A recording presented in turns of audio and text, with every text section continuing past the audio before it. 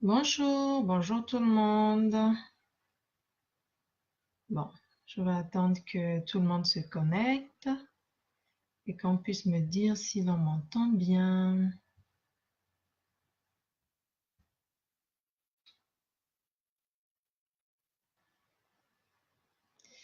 Est-ce que vous m'entendez bien? Bon, ça fait que quelques secondes, mais c'est pour pouvoir régler le son.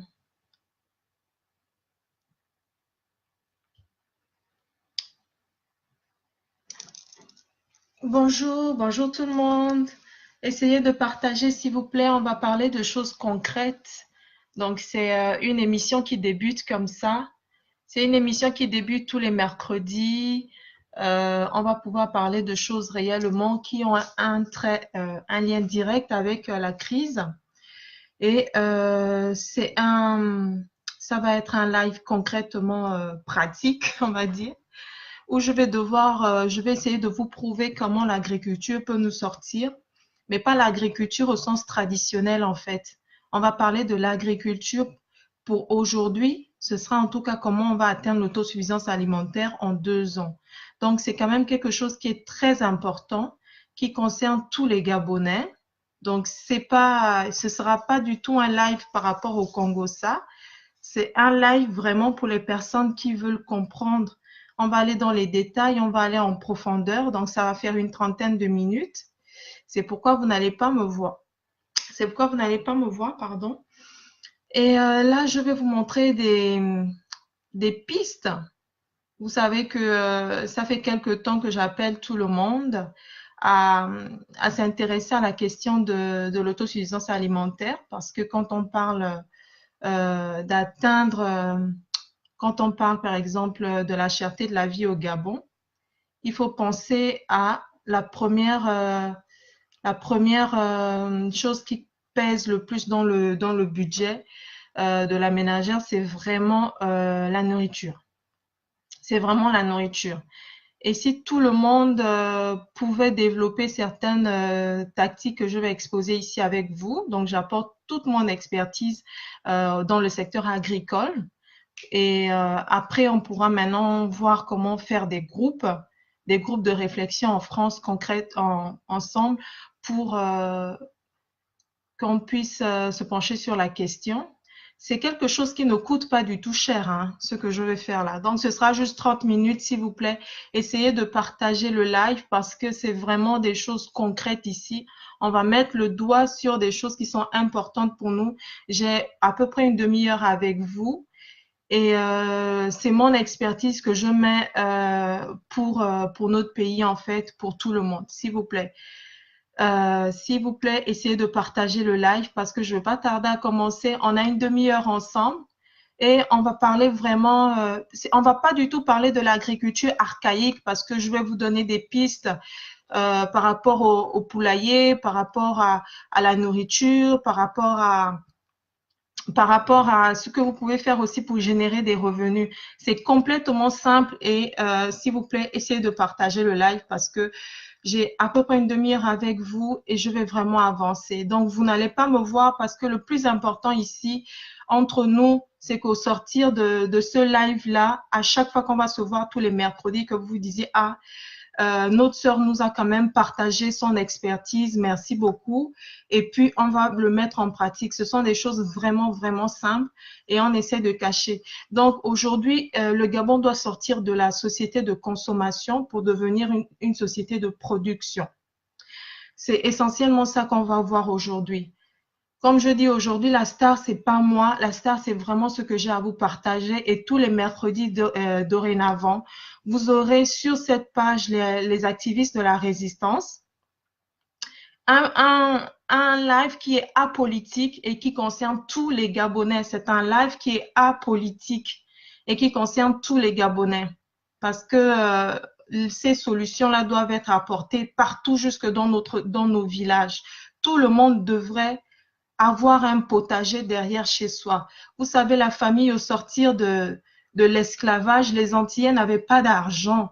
Les Antillais n'avaient pas d'argent du tout. Qu'est-ce qu'ils ont fait jusqu'aujourd'hui? C'est une tradition aux Antilles.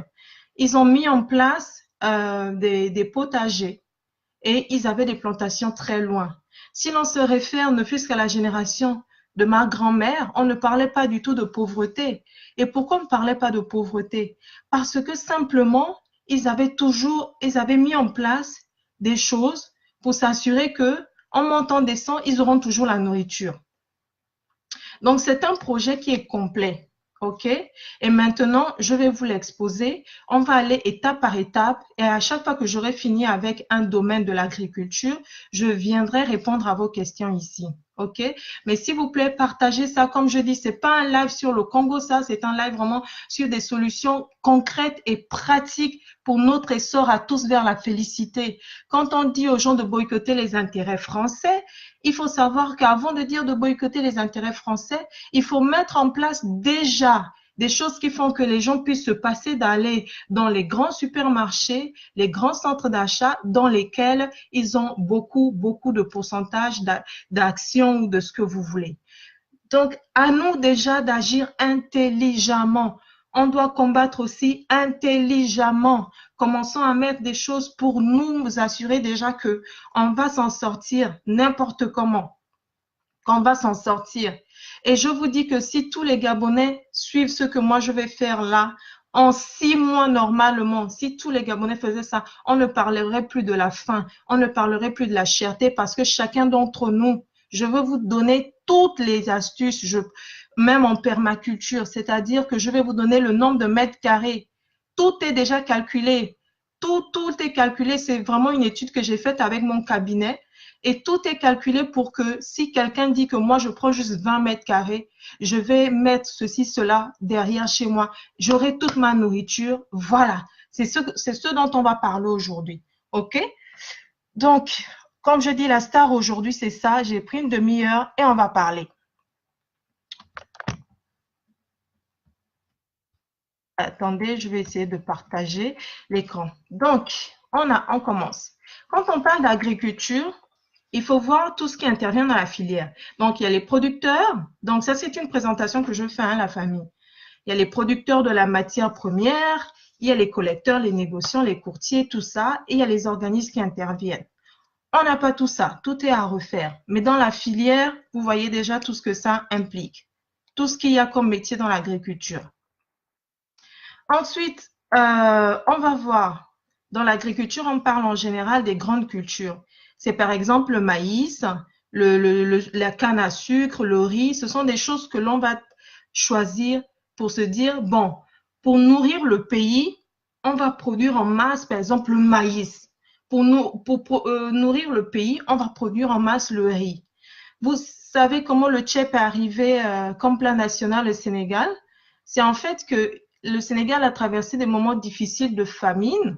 À un moment, en fait, un imam s'est penché sur la question, a dit quel est le plat qui peut faire en sorte que quand un Sénégalais le mange là du 30 au 30, on est sûr qu'il est bien nourri. C'est comme ça que il a envoyé des gens, il a posé des questions aux gens et ils ont décidé de faire du riz avec du poisson et des épices. Et voilà comment le tchèp est né tout simplement. Alors, ça devrait aller quand même doucement. Donc, dans la filière agricole, il y a l'arboriculture. Je vous présente d'abord tout avant d'arriver à l'autosuffisance alimentaire maintenant. Dans l'arboriculture, on a l'industrie, comme vous voyez, du jus de fruits, c'est-à-dire qu'avec les arbres, on va valoriser le fruit en faisant des jus, des confitures, des compotes, des marmelades, des pâtes de fruits. On va aussi faire avec les noix de ces fruits-là ou les noyaux de l'huile comestible, de l'huile cosmétique par exemple. C'est ce que vous voyez ici. OK? Donc, les gens peuvent se dire, par exemple, oui, je vois un peu mieux l'agriculture, c'est pas seulement aller à la plantation, tout ça, non. Ça peut aussi être que quelqu'un a décidé d'investir, lui, il va seulement planter les manguiers et il va faire du jus de fruits au beurre de mangue en passant par les confitures, la valorisation fruitière. OK? Comme je dis, partagez ce live parce que on est en train d'aller en profondeur avant d'arriver au mètre carré, à ce qu'il faut, pourquoi il faut telle chose derrière chez chacun d'entre nous. Partagez ce live, s'il vous plaît, parce que c'est du concret. Des fois, les gens disent que oui, mais vous apportez quoi concrètement? Ben, moi, je dis, écoutez, moi, je travaille je suis consultante Donc, je travaille dans un centre et puis j'apporte mon expertise. C'est comme ça aussi que l'on peut aider tout le monde. Donc, j'apporte mon expertise et chaque mercredi, on essaiera de parler de quelque chose qui nous concerne, nous tous, pour apporter une solution pragmatique, quelque chose de pratique. D'accord? Et je répondrai ensuite à toutes vos questions avec toutes mes années en tant qu'agricultrice, là, toutes mes années d'expertise. Et je ferai appel aussi à d'autres personnes, ceux qui ont des questions, qui veulent investir là-dedans ou qui veulent seulement savoir comment s'en sortir avec certaines nuisibles et tout ça. Donc, avec encore les fruits, on fait des huiles essentielles. Avec les pépins, voilà. Oh, oh. Excusez-moi. C'est bon, le réveil est éteint. On a l'industrie de l'horticulture. Donc, on est dans la présentation et c'est pourquoi je balaye ça comme ça et je vais très vite, ok? Dans l'industrie de l'horticulture, on a l'art floral qui va intéresser les mariages, tout ce qui est décoration, hein, d'accord? Les deuils, la convalescence, les cadeaux. On va aussi pouvoir faire des macérats huileux qui sont très demandés en cosmétique et des huiles vierges tout simplement qui peuvent être consommées. En thérapie par exemple, et des huiles essentielles. On peut aussi faire des semences avec. Il faut savoir que le Kenya, pendant des années, l'une des richesses du Kenya, c'est la production de fleurs. Il y a des avions entiers qui sont envoyés au Kenya pour aller chercher des roses. Ils se sont spécialisés dans la rose, ok?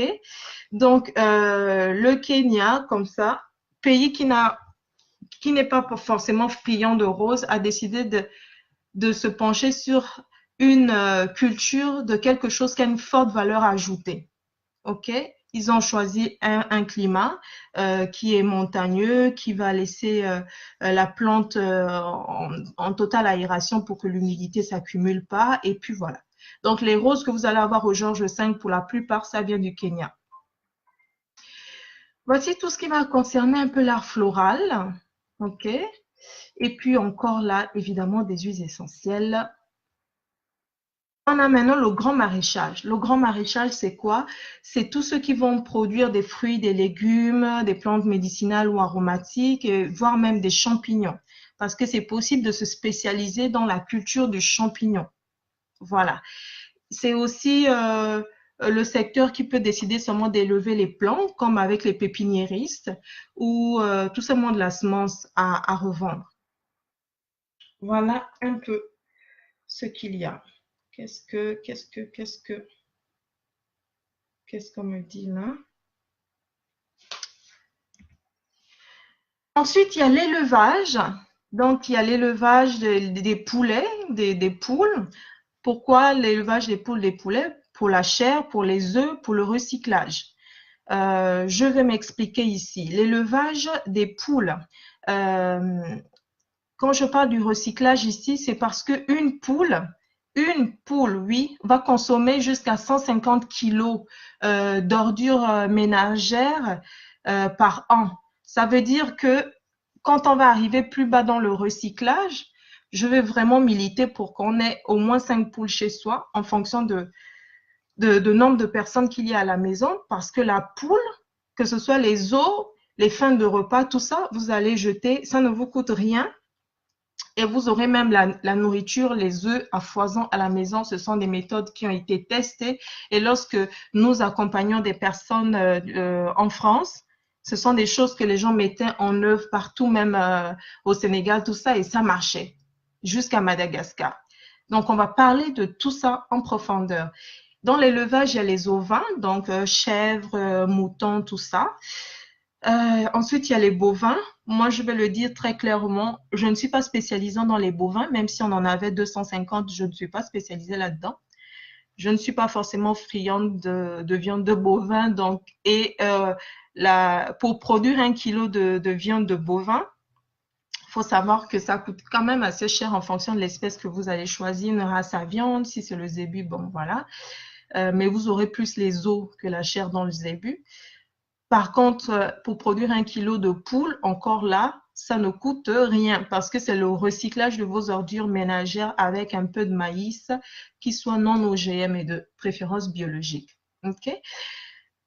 Alors, dans l'élevage, il y a plusieurs choses. Il y a la pisciculture, il y a l'ostréiculture, crustacés, abeilles. Il peut y avoir des spécialistes comme des apiculteurs au Gabon, l'élevage de lapins, insectes, chenilles, grenouilles, puisqu'on mange bien les cuisses de grenouilles au Gabon.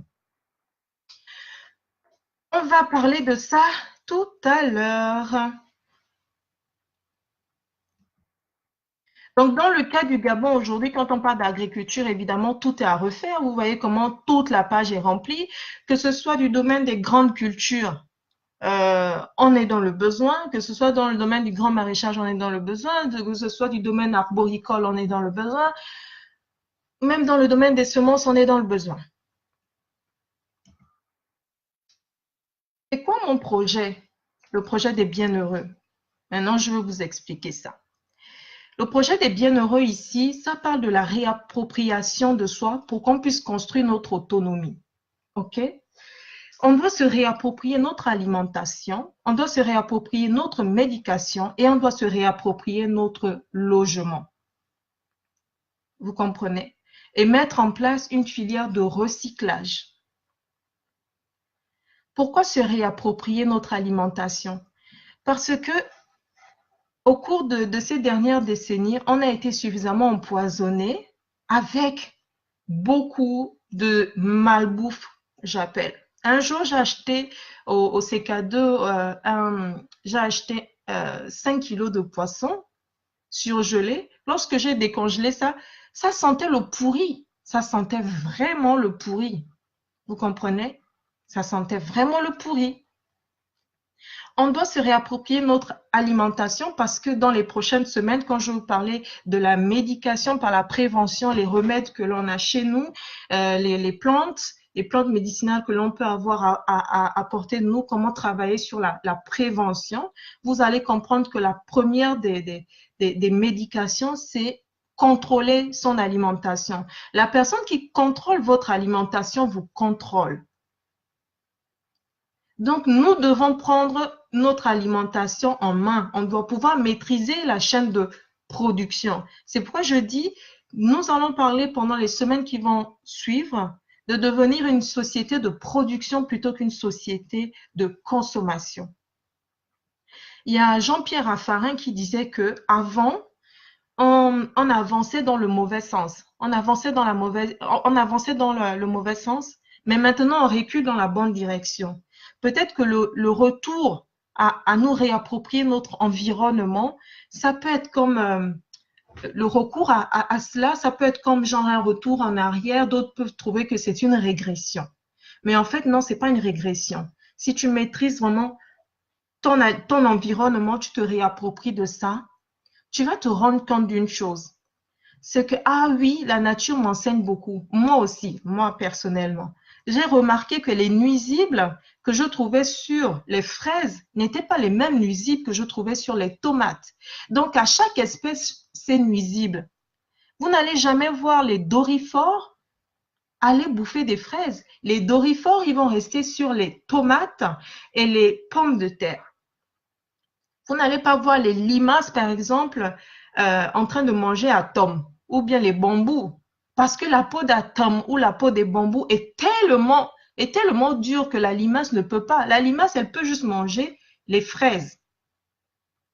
Alors, si on ne veut plus se faire bouffer par certains nuisibles, ce que nous, on fait en permaculture, il faut donc qu'on puisse nous réapproprier notre environnement de telle sorte que on coupe les ponts à certains nuisibles. Ne plus être l'espèce qui va attirer certains nuisibles, mais être cette espèce-là qui se dit, ah non, à mon niveau, à moi, voici au moins ce que je peux changer dans mes habitudes de consommation. Et voilà. Houphouët-Boigny disait, un peuple qui a faim n'est pas libre. Et on sait que ventre affamé n'a point d'oreille. Donc, si on veut vraiment être libre, il faut déjà peut-être commencer à être pragmatique, apporter à manger parce que la faim, ça reste quand même une chose qui fait que celui qui contrôle ton ventre, en général, te contrôle. Avec tous les fléaux qu'on voit au Gabon. Alors, l'autosuffisance alimentaire. L'objectif à atteindre ici, c'est qu'il y ait un potager par maison. Sur une surface qui va de 9 à 30 mètres carrés, on va planter des légumes à forte valeur nutritive ou nutritionnelle. Des légumes qui vont être adaptés à vos sols. Un sol qui est marécageux, par exemple, c'est pas tous les légumes qui vont aimer ça. Si vous mettez de la pastèque sur un endroit qui est marécageux, ça va bien pousser, mais de la pastèque pas sur du sable, il faut qu'il y ait de la terre. C'est pourquoi je dis à la fin, vous pourrez m'écrire en inbox à la bienheureuse du terroir ou sur ma page. Et puis comme cela, je pourrais facilement vous accompagner gratuitement et puis on verra comment s'en sortir. OK? Et on s'en sortira parce que c'est vraiment possible. Donc, sur une petite surface, je vous montrais les images tout à l'heure, on va planter des légumes, des fruits à forte valeur nutritive, nutritionnelle. Et je vais vous montrer comment gagner de l'espace en surélevant votre jardin. On va aussi essayer de produire des féculents à forte valeur nutritionnelle. Et on peut même mettre un petit poulailler de pondeuses et des poules pour leur viande. Bon, la situation actuelle, on va la résumer. La situation actuelle, c'est que nous importons plus de 90% de notre alimentation. Le piment, par exemple, je me souviens, il y a 8 ans, le Gabon payait pour 16 milliards au Cameroun de piment. Ça veut dire que si quelques Gabonais disaient, nous, on veut faire 10 hectares de piment, le Gabon en lui-même est déjà son propre marché. Le Gabon est déjà, avant de penser à nous exporter, faire des grandes cultures comme le café et le cacao, il faut d'abord que l'on soit tourné sur nous-mêmes. On ne fait pas des cultures d'exportation quand on n'arrive pas à se nourrir déjà. Le Gabon achète pour plus de 16 milliards de tomates également. Et aujourd'hui, le manioc aussi vient du Cameroun. Les produits du maraîchage sont coûteux et il y a une consommation à outrance de conserve, comme la salade à la macédoine et tout qu'on mangeait quand on était au lycée. Donc, la vie est chère au Gabon. Aux dernières nouvelles, 4 tomates au Gabon, ça coûte 2000 francs. Ça vient du Cameroun. Et il y a une société indienne qui avait signé, je pense, en 2010 comme ça, 2011, avec le gouvernement gabonais. C'est pas du tout je vous ai dit, je ne veux pas entrer dans la politique parce que je trouve que ça donne toujours des raccourcis faciles pour se dédouaner de ce que nous-mêmes on pourrait faire. Donc, cette société indienne-là devait être installée dans la zone de Coque et devait produire 10 000 poulets par mois. L'État lui a donné 160 hectares et que l'on a déboisé pour eux. Imaginez juste la faune et la flore de perdu, la biodiversité de perdu pour ça. Aujourd'hui, je ne sais pas trop où ils en sont. En outre, moi, je vous dirais, quand moi je milite pour que chacun de nous puisse produire sa nourriture, c'est parce que la poule, vous ne pouvez avoir une poule qui vous donne des nutriments que si elle est à l'air libre et s'il y a un certain nombre de poules au mètre carré, si vous les entassez dans un poulailler juste pour faire de la chair, vous aurez de la chair parce que ce sera bon à griller, bon à manger, bon à assaisonner, mais vous n'aurez pas les nutritions qui vont avec. Et ne soyez pas étonnés après de ce que votre système immunitaire ne soit pas aussi solide que celui de nos parents qui au village mangeaient la poule qui était élevée en plein air, qui avait tout son temps de s'épanouir et donc on ne mangeait qu'une fois qu'elle était arrivée à maturité. OK? Maîtrisons notre production, maîtrisons notre alimentation. L'évolution. Alors, dans les années 80, il y a eu une décentralisation alimentaire. Moi, je me souviens par exemple du poulet de Boumango qu'on appelait le boumangrin. Il y a aussi la Socio, aujourd'hui c'est Sucaf, qui avait une belle industrie de jus de fruits parce qu'il y avait les jus Mali qu'on buvait, les jus d'ananas surtout. Et je me souviens du café cacao qui était en plein essor avec la Sonadesi. Il y a dès 2007, vous voyez, il y a eu en fait un essor, un regain d'intérêt pour l'industrie agricole avec la Caisse Tab. Je pense que la Caisse Tab a surtout participé à pipoliser des politiques, mais voilà. Il y a eu une politique de défrichement, de plantation, etc. Et ensuite, il y a eu le projet graines. Ça, c'est l'évolution. Les prévisions annoncées par diverses campagnes de publicité ne se sont pas réalisées. Et dans les prévisions qui se sont réalisées, pour l'instant, je suis en train de chercher encore. Je ne vais pas m'attarder là-dessus. Les éventuelles alternatives. Donc, comme je vous dis, ce mouvement de se réapproprier notre environnement milite énormément pour qu'on puisse d'abord satisfaire aux besoins des Gabonais avant de faire des grandes cultures de café cacao et de pouvoir générer un revenu de cette activité-là. Quelqu'un devrait pouvoir se dire, moi je veux, voilà, je claque la porte à la fonction publique parce que ben, je vis mieux de mes plantations. Il faut savoir que le Gabon fait beaucoup de milliardaires en important tout ce qu'ils consomment. Et ce sont des personnes qui n'ont pas du tout été à l'école, qui ne sont pas bardées de diplômes, qui sont des multimilliardaires, alors que nous avons un gros marché sur place et qu'il suffit juste de se dire, moi je veux faire ceci, tout est déjà sur place. Si l'étranger réussit au Gabon, sans les routes, sans tout ce que l'on se plaint là, tout ce dont on se plaint là, ça veut dire que nous aussi, chez nous, on est capable de le faire mieux que celui qui arrive. Parce que nous, on connaît notre terrain. Donc, il n'y a pas de raison que l'étranger qui ne connaît pas notre terrain réussisse chez nous mieux que nous-mêmes. Et si vraiment, effectivement, la politique, l'ambiance et tout favorise cela, souvenez-vous encore de cette histoire que la nature m'a apprise. Les nuisibles ne sont attirés que par l'espèce qui va avec. Les nuisibles des framboises ne vont pas attirer les nuisibles des tomates. Et pour changer cela, il faut changer l'environnement. C'est ça. Alors, les avantages et les inconvénients du potager. Je ne dis pas que c'est 100% la solution miracle, mais ça va déjà avoir plus d'avantages que d'inconvénients. C'est-à-dire, on aura à portée de main notre nourriture, on va maîtriser la chaîne de production parce qu'on va manger du bio. On va faire de très grandes économies. Au lieu d'acheter 4 tomates à 2000 francs, quand je vais vous montrer ce qu'un plant de tomates peut vous rapporter, le nombre de tomates que ça vous rapporte à la semaine, c'est une centaine de tomates pour 3 pieds de tomates que vous aurez bien mis. Donc, c'est quand même fou. Parce que, eh oui, c'est vraiment possible. Et avec ce mouvement-là, je veux que tout le monde comprenne que l'impossible n'est plus une limite. Dites-le-vous bien, l'impossible n'est plus une limite. Il y a une garantie de 3 repas par jour en ayant un potager derrière chez soi. L'inconvénient ici, surtout pour le potager, c'est ceux qui n'ont pas d'espace, par exemple. Mais on voit en France, aux États-Unis, que même ceux qui sont en immeuble, qu'est-ce qu'ils font? Ils se mettent ensemble, ils font des jardins communautaires, des potagers communautaires, où ils mutualisent un terrain, ou tout simplement ils le font au-dessus de leur immeuble.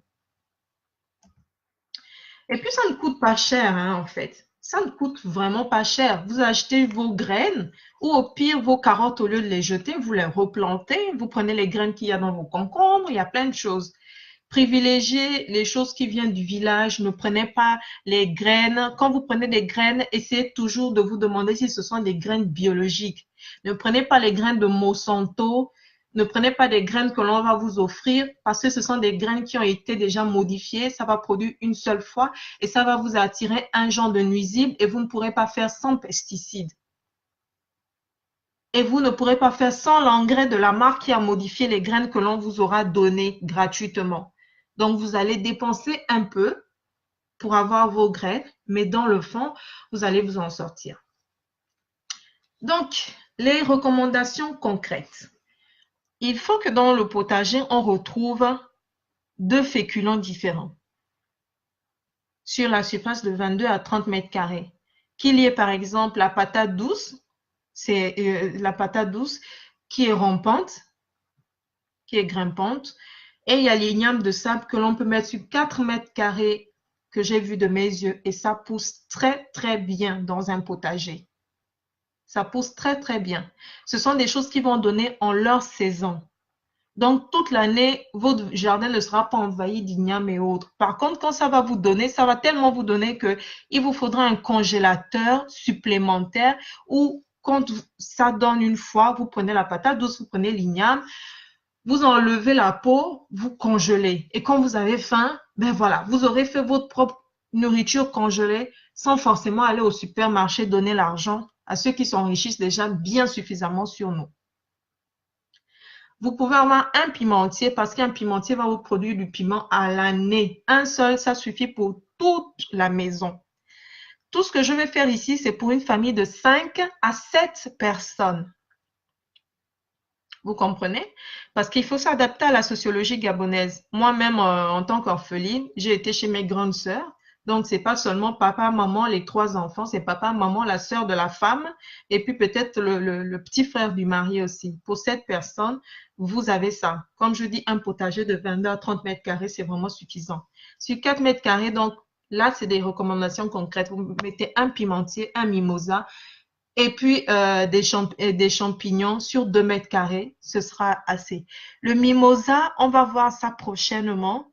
C'est parce que dans le jardin, en fait, il y aura des plantes, comme je vous dis, ce sont des plantes médicinales que en cas d'urgence, je peux prendre telle plante. Donc, ce sera pour un autre live, mais retenez juste que dans ce que je vais dire, il y a des plantes de premier secours.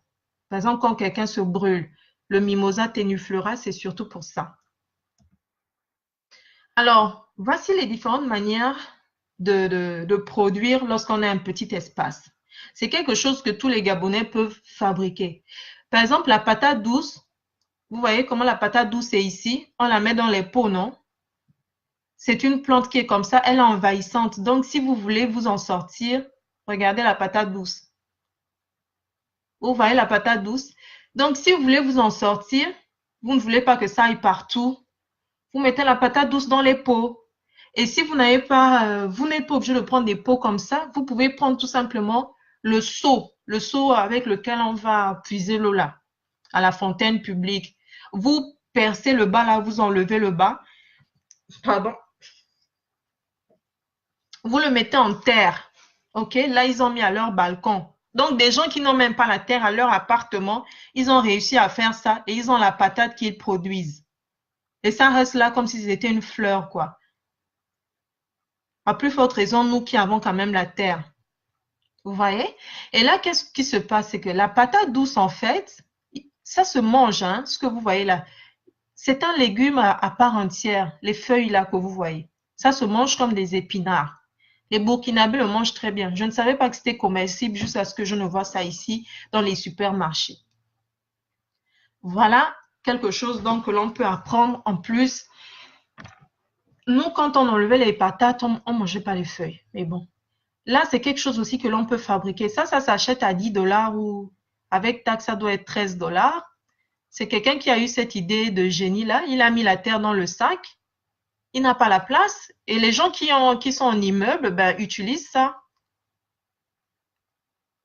Même si vous avez un petit jardin, vous ne voulez pas prendre par exemple 2 mètres carrés, 2 mètres par 2, vous pouvez tout simplement avoir un alignement de ça. Quand les gens rentrent dans votre portail, ils se disent, ah mais tiens, oh, il y a des fleurs ici, il y a des plantes ici qui n'ont pas de fleurs, genre. Mais on s'en fiche.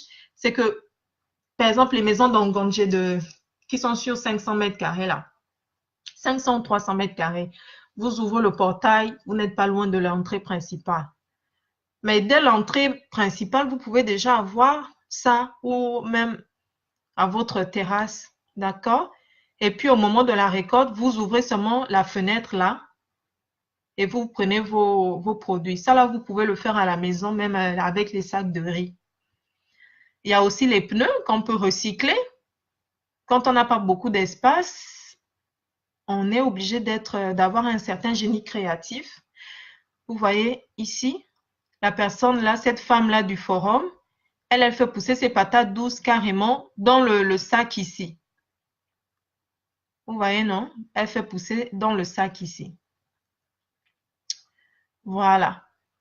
Et rien que en faisant pousser les choses dans l'appartement, la personne pendant l'été a pu récolter ça.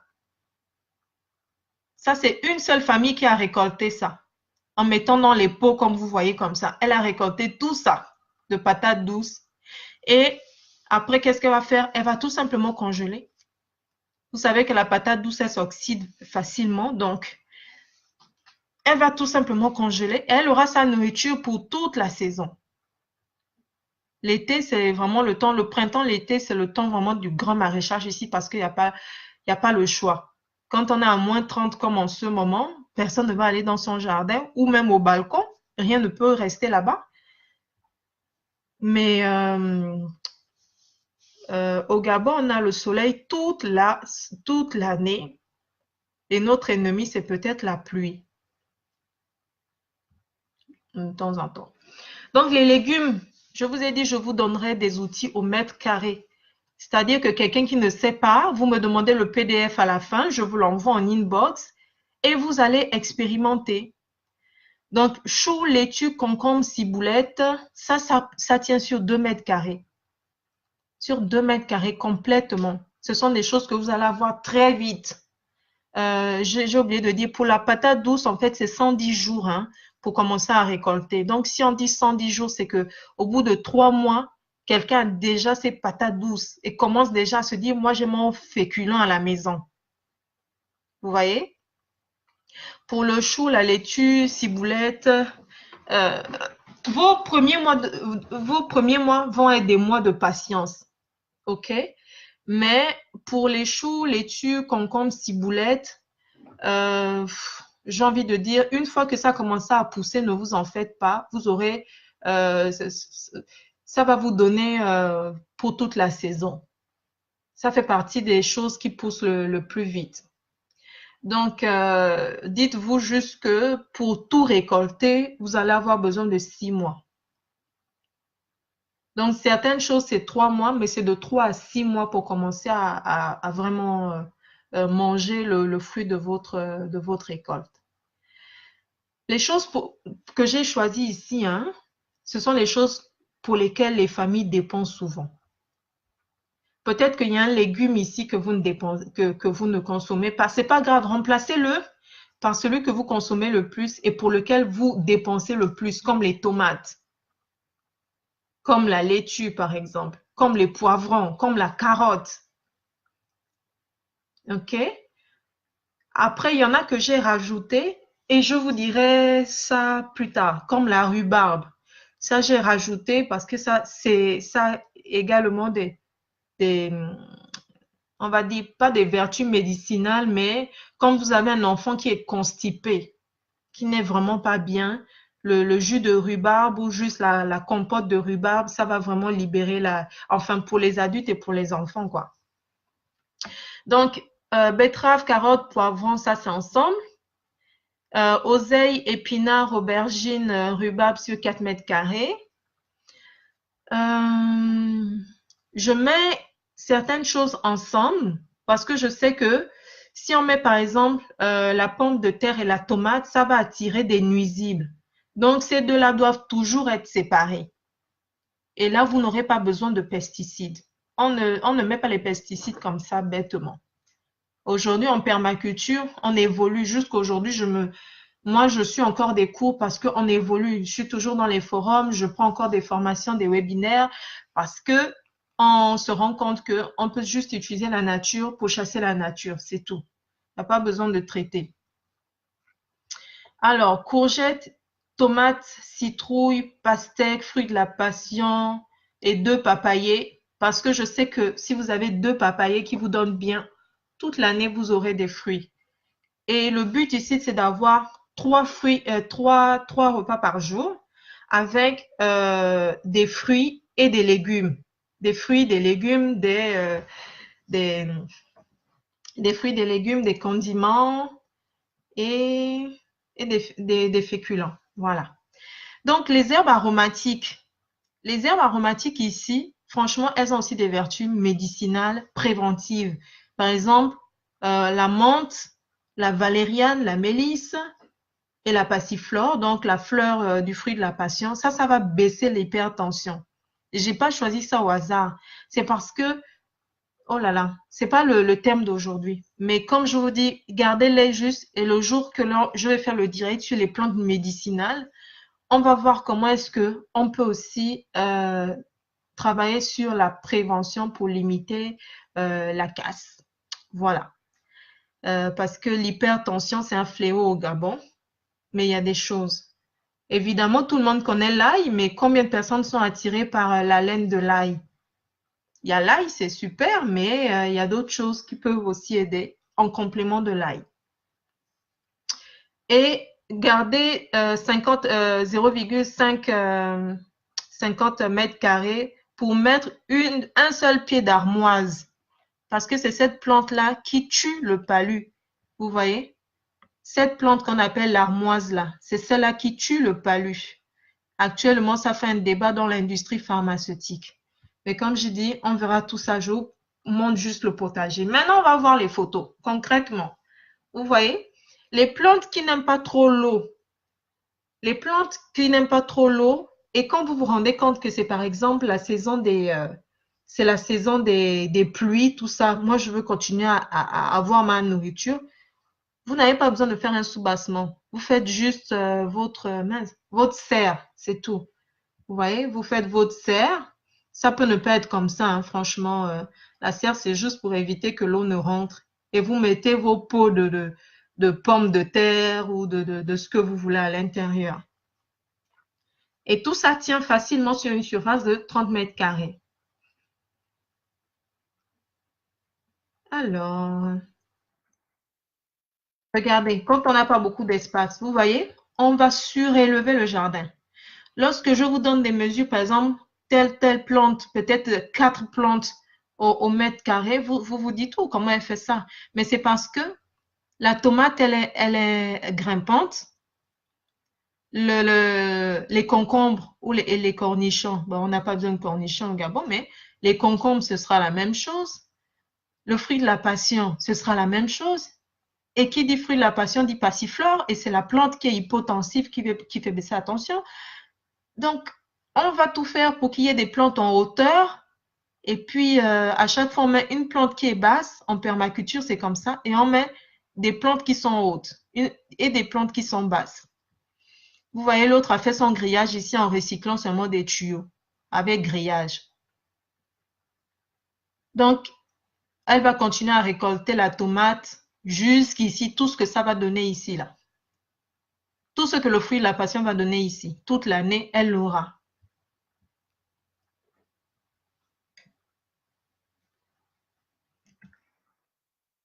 Il y a aussi une autre solution. Donc, à part ça, vous voyez, les personnes qui ne veulent pas des nuisibles, genre les serpents, il faut que tout soit éclairé en fait.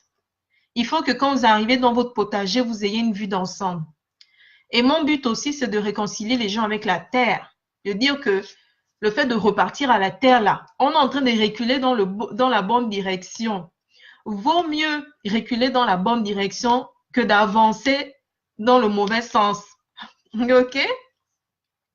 Donc, ce que vous allez faire, c'est que vous prendrez des copeaux de bois que vous allez mettre dans votre jardin en dehors des massifs que vous aurez, par exemple. Et ça, peut-être que, c'est pas peut-être, ça va clarifier le jardin. Ceux qui ont plus d'argent peuvent décider de prendre comment on appelle ça, le gravier qui est gris là. Parce qu'on est sûr que si quelqu'un marche même la nuit, ça va s'entendre. Alors que le copeau de bois, c'est super, c'est organique, tout ça, mais je ne sais pas combien ça coûte, mais ça coûte rien le copeau de bois. Et vous pouvez décider de faire vos massifs comme ça, que non, moi je veux que ce soit design, vous mettez le bois.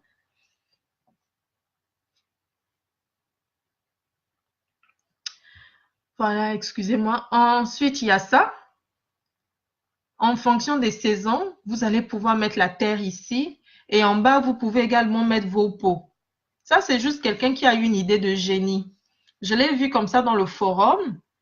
Je pense je sais pas où est-ce qu'il a piqué l'idée, mais moi, je la lui ai piqué en retour parce que je trouvais que c'était vraiment génial. Lui, il fait sortir ses plantes de son garage pour les laisser au soleil comme ça. Et après, il les remet dans son garage. Et je trouve ça vraiment, vraiment super. En bas, ici, il peut mettre ce qu'il veut. En haut, il peut mettre la terre là-dedans. Mais si vous mettez la terre ici, il faudra mettre un film polyane pour que l'humidité ici n'aille pas en bas. Voilà. Encore une fois, je conseille toujours pour les plantes qui ont des faibles racines, les plantes médicinales aromatiques, certaines n'ont pas des racines trop profondes. Vous pouvez les élever en pot.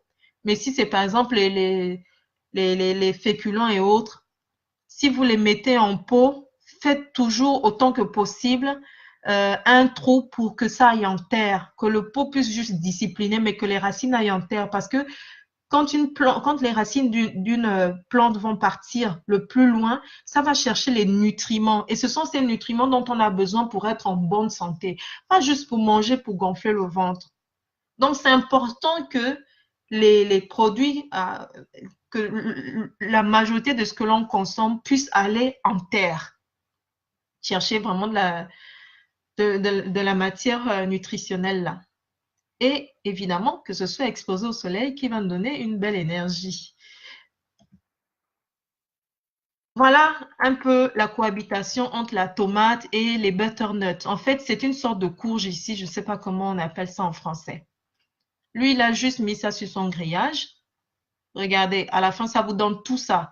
Et quand les tomates donnent là, c'est fou quoi. Moi, chez moi, parce que j'ai expérimenté ce que je vous dis là, j'avais à peu près 6 mètres carrés de potager, mais c'était énorme, hein. Par exemple, les courgettes, je m'absentais une semaine, on allait dans notre maison de vacances et quand on revenait, la courgette était tellement grosse, j'étais obligée de prendre ma voiture, d'aller au centre-ville, remettre ça à mon frère et à tous ses colocataires parce que la courgette était trop balèze. Mais tout ça, l'été, on congelait, les tomates, on congelait et ça donne des seaux et des seaux à la semaine. C'est des centaines de tomates que vous avez. C'est Prenez les graines, faites-le, vous allez voir.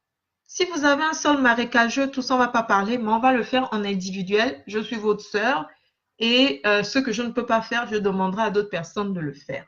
OK? Mais comme je vous ai dit, pour cette expertise-là, je la mets gratuitement au service de toutes les bonnes volontés qui se disent, ah oui, c'est intelligent. Je vais commencer à produire ma propre bouffe à mon niveau. Regardez, celui-là, il a pris juste les tôles là. J'ai déjà vu ça au bled. Il a fabriqué ça lui-même. Il n'a pas acheté. C'est comme en fait ceux qui prennent les vieilles portes. Parce que dans les forums où je suis, j'ai vu certaines personnes prendre les vieilles portes et les utiliser pour faire ça. Au-dessus de la porte, ils mettaient ça. C'est comme les cadres, voilà, de porte et tout. Mais vous pouvez le faire vous-même. Donc, quand il y a la pluie, par exemple, votre plante, elle est tranquille. Il y a que, effectivement, quand ça inonde ici, si vous êtes sur un terrain qui est vraiment trop humide, il faut adapter il faut savoir ce que vous allez planter où et quand. Alors, il y a aussi d'autres solutions. Vous voyez cette idée de génie-là? Ce mec, il a mis en place ça. Ça se vend aujourd'hui dans certaines boutiques. Et là, vous n'avez pas beaucoup d'espace. C'est pas grave. Vous faites pousser vos herbes aromatiques ici ou vos fraisiers parce que les fraises poussent très bien au Gabon. Je tiens à le dire. Les fraises, les raisins, tout ça, ça pousse très bien. Pour les raisins, il faut trouver juste le climat. Je le connais déjà, mais pour les fraises, il y a plusieurs espèces et il y a celles qui aiment beaucoup l'humidité, la chaleur, tout ça. Ça va bien pousser chez nous pendant une saison. OK? Et là, vous les maîtrisez là. C'est facile à fabriquer ce truc-là. Ici, regardez par exemple ce qu'ils ont fait. Ils ont tout simplement pris quoi? Les bouteilles, ils ont recyclé et puis ils ont planté comme ça. C'est vrai, il y a des fleurs. Les fleurs sont importantes dans un jardin hein, parce que c'est ça qui vous donne. C'est ça, quand vous arrivez, ça devient un espace de vie. Vous avez envie de rester dans votre jardin parce que c'est beau. Vous mettez le banc quand les gens arrivent, c'est bien. Et c'est toujours ce qu'on essaie de faire aussi en permaculture, c'est que les gens aient un endroit de vie agréable. On vit tellement à l'intérieur de chez nous qu'on a oublié que la première pollution, c'est la pollution de l'air qui est dans la maison, qui n'est pas changée du tout. Et que il faut prendre du soleil parce qu'on a besoin de prendre du soleil, on a besoin de respirer de l'air qui est ventilé, qui ne stagne pas, et c'est important pour notre santé. Voilà encore d'autres. Ça, c'est pas pour une seule famille de 5 à 7 personnes. Ça donne énormément. Tout ce qui est là, je vous assure. Quand ça produit là-bas, vous ne savez plus quoi faire avec. Vous êtes obligé de donner. On avait à peu près 70 mètres carrés de potager. Si on devait même tout casser, ce serait peut-être 100, on va dire. Donc, c'est sur sur les mêmes endroits. C'est-à-dire, on sait que bon, la pomme de terre, elle va donner à telle saison. Une fois que c'est fini là, on ne peut pas replanter. Ça ne va pas. Toutes les plantes ne repoussent pas toutes seules. Donc, quand on va enlever la pomme de terre, on va replanter autre chose pour les 3 mois à venir ou pour les 6 mois à venir. C'est comme ça qu'on fait. Donc, sur le même espace-là, il doit avoir une rotation de plantes, en fait. Une rotation de plantes. Regardez, celui-ci, il n'a pas beaucoup d'espace. Il a décidé de faire un toit végétalisé. Mais dans le fond, c'est juste pour montrer que vous pouvez aussi mettre vos herbes aromatiques ici. Vous pouvez mettre vos herbes aromatiques ici. Et pour les personnes qui craignent les nuisibles, j'ai envie de dire, ouais, il y a des plantes pour chasser tout ça. Et puis, c'est la nature, malheureusement. Voilà. Et en ville, j'ai envie de dire, tout ce que l'on dit là, en réalité, c'est pour ceux qui sont à la capitale, puisque plus de la moitié de la population s'agglutine en agglomération, s'agglutine dans les villes. Donc, à Libreville, à Port-Gentil. Voilà. Alors, on va aller maintenant dans l'élevage domestique. Comme je le disais tout à l'heure, pour la poule est une recycleuse hors pair puisqu'elle peut consommer jusqu'à 150 kilos par an de déchets organiques. Vous comprenez? Et moi, je préconise évidemment 2 poules pour une famille de 4 personnes, de 4 à 7. Mais pour commencer, 2 poules et 4 pondeuses parce que les 2 poules, donc 2 poules, 4 pondeuses et un coq. Parce que, évidemment, les 2 poules que vous avez ici, au bout de 6 mois, vous n'aurez plus que 2 poules parce que chacune, là, avec le coq, elles vont vous donner des portées. Et voilà comment vous allez vous retrouver à la fin de l'année avec un poulailler d'une dizaine de poules. Et vous pourrez dire qu'au moins une semaine par an, vous pouvez commencer maintenant à manger chaque semaine votre propre poule ou votre propre poulet. Les 4 poules pondeuses que vous avez ici, il n'y a pas besoin de coq pour ça, mais bon, elles produisent un œuf par jour. Donc, ça peut déjà faire un bon petit déjeuner. Un œuf par jour et elles ont un arrêt donc de toutes les 6 semaines pendant 5 ans. Et oui, pendant 5 ans. Lorsque votre pondeuse commence à donner plusieurs œufs, en général, ça veut dire qu'elle arrive à la fin à la fin de sa productivité. Voilà. Et maintenant, pour les installations pour un poulailler, ça, c'est en France, quoi. Il faut entre 100 et 150 euros pour les installations qui conviennent à la fois aux poules et aux lapins, parce qu'il y a des gens qui peuvent aimer les lapins. Moi, je n'aime pas la viande du lapin, mais il y a des personnes qui aiment et qui peuvent dire, moi, je n'aime pas la poule, je veux avoir des lapins. Moi, je ne m'y connais pas, mais je connais un vétérinaire qui vit au Gabon qui connaît très, très bien les lapins. On peut avoir aussi une mini pisciculture, on peut faire ça effectivement dans les bassins et avoir entre 100 et 200 poissons par bassin de 2000 litres, c'est complètement possible. Quand on n'a pas beaucoup d'espace pour le poulailler, pour faire cohabiter tous ces éléments, on fait comment? On laisse les poules en plein air, mais on va essayer de maîtriser aussi leur circuit. D'accord? Et ça, je trouve que c'est du génie. Parce que moi, j'ai grandi avec les poules. Elles avaient leur poulailler. Mais bon, des fois, j'avoue que maman ouvrait et puis elles allaient manger nos fruits. nos fruits et légumes. Voici aussi qu'on n'a pas beaucoup d'espace, ce qu'on peut faire.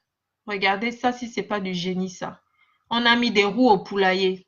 Donc, ça veut dire quoi? Ça veut dire que un coup, vous allez laisser vos poules ici, d'accord? Vous laissez vos poules ici. Et puis, quand elles ont suffisamment déféqué, elles ont laissé, tout est maintenant sale, sale, sale. Vous poussez seulement pour les mettre un peu plus loin où c'est plus propre. Et l'endroit où c'est sale là, ça vous fait votre engrais également. Vous prenez cette terre-là, vous retournez, vous plantez ce que vous avez à planter, ou vous recyclez ce qui est là. Vous allez mettre peut-être plus loin ici. Ça vous fait votre engrais naturel. Ici, pour vos pondeuses, ils ont juste pris, comment on appelle ça? Ce gros fût-là qu'ils ont coupé, ils ont mis comme ça. Et vous avez vos œufs. Non, ça, c'est vraiment pour ceux qui veulent aller du côté qui ont de l'espace. Bon, parce que ceux-là, ce sont des manges gazon. Vraiment, ils coupent le gazon et tout ça. Et puis, il y en a qui aiment le lait de chèvre. Et en parlant des moutons, pourquoi pas? Moi, j'aime bien l'agneau. Donc, si vous avez un troupeau, on en avait un à la maison, mais on ne les mangeait pas. C'était vraiment parce que ma mère aimait ça au village. Mais vous pouvez avoir aussi, effectivement, pour pouvoir manger l'agneau, vous congelez et puis ça vous fait une diversité. Vous avez le poulet, vous avez l'agneau et vous pouvez avoir du poisson. Mais par contre, ici, c'est un peu plus coûteux que d'avoir tous ces animaux sauvages, quoi. Voilà ce que j'avais à vous montrer. Donc, comme vous avez vu, les solutions sont très simples et faciles pour atteindre l'autosuffisance alimentaire. Il suffit qu'individuellement, chacun d'entre nous décide d'avoir son propre potager à la méthode aussi antillaise, à la méthode tout simplement de nos ancêtres qui étaient dotés d'un bon sens et qui avaient compris que ben, la plantation, c'est loin, mais les choses de première nécessité, je veux les avoir là. Donc, vous, chacun d'entre vous peut faire sa liste et se dire, oui, mais moi, quand je dépense le plus là, c'est peut-être pour acheter, ben, les tomates, c'est quand même 4 000 francs et autres. Donc, je vais d'abord planter des choses qui me coûtent le plus cher. Et par exemple, moi, je ne mange pas des courgettes, je ne mange pas la laitue. Donc, ça va me faire plus de place pour les carottes parce que j'en raffole. Je cuisine tout le temps avec la carotte. Eh bien, vous prendrez ça pour la carotte. Souvenez-vous juste que euh, tous les sols ne sont pas adaptés à tous les fruits et légumes. Je pense vraiment à ceux qui sont uniquement sur du sable. Parce qu'au Gabon, on a une terre qui est bénie, on n'a pas besoin d'engrais. Vous jetez le noyau de la mangue, là, vous avez la mangue qui va sortir, le petit manguier va commencer à sortir, même s'il n'est pas en terre. La tanga, c'est pareil. Les papayers, ça pousse facilement et c'est un fruit que l'on consomme de la racine au pépin parce que ça a des vertus médicinales. Donc, c'est que chez nous, c'est vraiment possible. C'est complètement possible. Nos grands-parents ne parlaient pas de pauvreté, ils avaient de la nourriture à foison. Donc, moi, je vous remercie de m'avoir suivi. Et puis, vous pourrez partager ce live-là, d'accord? Je vous dis juste de partager. Et puis, les gens, je sais que l'heure n'arrange pas forcément tout le monde, mais voilà, chez moi, là, il est 7 heures, bientôt 8 heures. Et je voulais juste que les gens puissent au moins avoir un outil pour débuter. Je lance un appel encore à toutes ces personnes-là qui veulent faire partie de cette aventure de se réapproprier notre environnement et de commencer à atteindre l'autosuffisance alimentaire, de me contacter en inbox. Si vous vous en sortez déjà en agriculture, c'est super, allez-y. Mais moi, j'aimerais vraiment que chacun d'entre vous, ceux qui veulent le PDF, moi, je vous donne le PDF en inbox et vous pouvez tout simplement commencer dès aujourd'hui, dès demain, avec des solutions pratiques pour mettre un terme à la faim et à la cherté de la vie. Je vous assure, là, la famille, aucun président, aucun maire ne viendra chez vous vous dire Prenez 1 mètre carré de telle chose, plantez la tomate, prenez ceci. Personne ne le fera. Nous-mêmes, on va changer notre environnement. Et lorsque l'on travaille comme ça et que l'on est indépendant, on produit sa propre nourriture, on n'est plus manipulable. Les gens ne vont plus se vendre moins cher parce que c'est la faim qui fait que les gens aussi puissent faire n'importe quoi dans les bureaux ou par-ci, par-là et autres. Mais si tu produis ta propre nourriture, en travaillant la terre, tu travailles aussi ton mental. Tu travailles également, ça va beaucoup plus loin que de travailler. Tu te réappropries de ça. Tu dégustes, tu manges le fruit de tes efforts. Tu as transpiré pour ça. Et il y a le goût. Il y a le goût. Donc, c'est ce que je voulais vous dire. Je ne vais pas vous retenir plus longtemps. Comme j'ai dit, bientôt 8 heures du matin ici où je suis. Je me suis levée à 6 heures pour ça.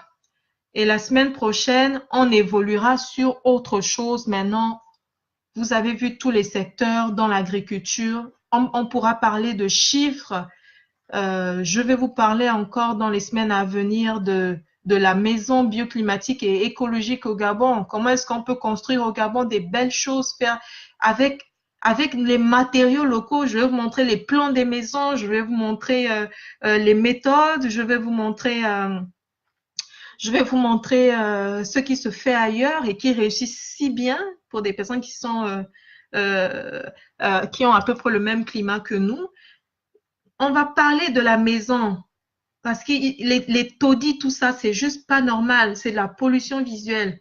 Et nous sommes assis sur une caisse et pendant ce temps, on jalouse notre voisin. Alors qu'il nous suffit de nous lever, le trésor est sous nos fesses. Et on va réussir ensemble. On va réussir. Moi, je m'en fiche de la reconnaissance. Je vous dis mon expertise. Moi, je la vends très cher ici. La personne qui est intéressée me contacte et puis on commence à travailler là-dessus. Dans vos familles, soyez les ambassadeurs de ce mouvement-là. Vous réappropriez votre alimentation, c'est vous réapproprier votre liberté. Un peuple qui a faim n'est pas libre. Et c'est parce que on est maintenu dans la faim que les gens se vendent à moins cher, moins cher. Mais si tu arrives à produire ta propre nourriture déjà, et que même l'excédent là, même devant chez toi, même dans ton bureau, tu dis, ah, moi j'ai un excédent de légumes, de fruits, machin, je fais le kilo à 1000 francs. Le kilo. Vous pourrez avoir votre carburant pour aller au travail juste avec vos légumes excédentaires que vous estimez que dans mon congélateur, j'ai encore la récolte d'il y a 6 mois qui est là. C'est ce que nous, on faisait à la ferme. Donc, la famille, moi, je vous remercie. Je suis la bienheureuse du terroir. Vous pouvez me joindre en inbox ou bien sur ma page que je viens d'ouvrir. C'est une page qui est complètement apolitique, qui traite uniquement de ce que je vous dis là, se réapproprier son environnement. J'ai besoin de tout le capital humain et puis de tout le capital, de toute la matière grise, parce que en matière de logement, on a besoin que les architectes gabonais, que tous les corps de métier puissent se joindre à cette aventure-là, les serruriers, les plombiers, tout, parce qu'on va mettre en place un système qui fait que chaque maison pourra être autonome, ne fût-ce qu'en eau, parce qu'il y a trop d'aberrations, que je ne comprends pas pourquoi ça existe encore aujourd'hui, que l'on puisse manquer d'eau alors qu'on a la pluie. On va parler des plantes médicinales, on va parler de nous réapproprier notre médication. Donc, j'ai parlé de tout ça et moi, je vous remercie encore, la famille. Vous n'avez pas de questions, c'est super, vous avez tout compris. Je reste à votre disposition. Au revoir.